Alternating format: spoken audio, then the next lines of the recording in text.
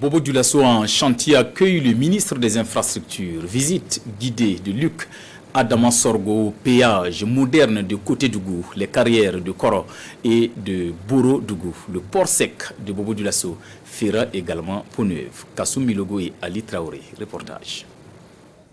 Cette journée de samedi n'a pas été de tout repos pour le ministre en charge des infrastructures. Ici au port sec, accompagné par son collègue en charge du développement industriel, il a pu toucher du doigt les chantiers exécutés ici par son département. Après cette étape, le cap est mis sur le péage moderne de Côté-Dougou pour le même exercice. À Ouaga, vous avez dû constater, là-bas on a des plateformes de 13 voies, c'est-à-dire 6 voies dans chaque sens. Les 6 voies dans chaque sens, il y a 3 voies pour les poids lourds, 3 voies pour les véhicules légers. Et par contre, ici, c'est 9 voies. Donc c'est 4 voies dans chaque sens, 2 voies pour les poids lourds, 2 voies pour les véhicules légers. Le taux d'exécution est estimé autour de 70%. Sur les 3 sites, c'est celui qui est légèrement en retard parce qu'on a eu un problème pour l'arrivée de la charpente. Alors que quand la charpente n'est pas montée, il y a certains travaux qui sont sous la charpente qu'on ne peut pas faire.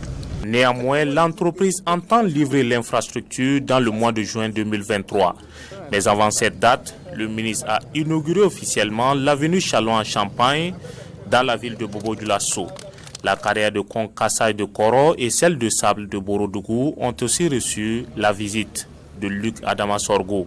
Nous sommes satisfaits de ce que nous avons vu. Nous avons mis en circulation un certain nombre de tronçons qui ont été réalisés au niveau de la voirie de Bobo. Cette carrière-là de Koro, effectivement, nous avons visité. Il faut qu'on essaie de limiter. On a fait des propositions. Bon, il y a la direction générale des études et la GTIP qui leur a demandé de faire une étude.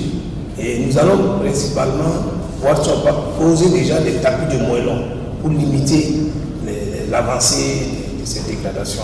En marge de cette visite, le ministre a animé un point de presse pour dresser le bilan des actions déjà entamées et celles à venir par son département.